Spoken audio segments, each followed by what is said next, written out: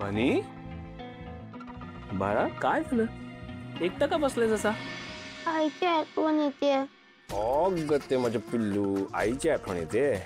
अरे पण असं नाही करायचं बाळा. आता मोठा झालायस की नाही तू. आता आई शिवाय राहायला शिकायचं.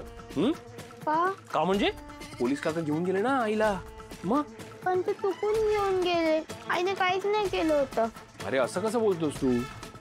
तुझ्या आईने नक्कीच काहीतरी केलं असणार.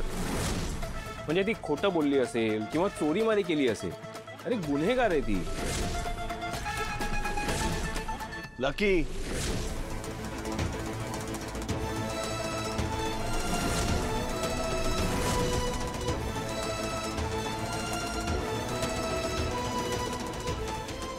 काय चाललंय.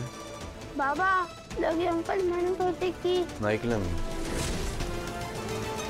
पण तू नको ऐकूस त्याचं. तू तुझ्या आईला सगळ्यात चांगलं ओळखतोस की नाही. दुसरे काय बोलतात त्याच्याकडे अजिबात लक्ष द्यायचं नाही. बाबा आई लवकर घरी येईल ना. ऑफकोर्स बाळा आई खूप लवकर परत येणार आहे. त्याकरताच मी बाहेर चाललोय.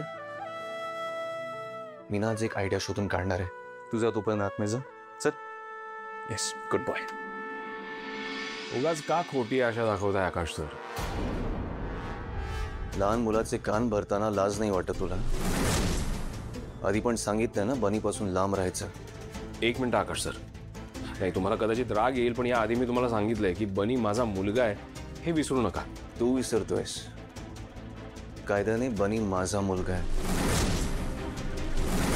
वसुंधरा माझी बायको आहे आणि हे माझं कुटुंब आहे. माझ्या वसुंधरांवर पूर्ण विश्वास आहे आणि तुझ्यासारख्या माणसामुळे आमच्यातल्या विश्वासाला कधीच तडा जाणार नाही.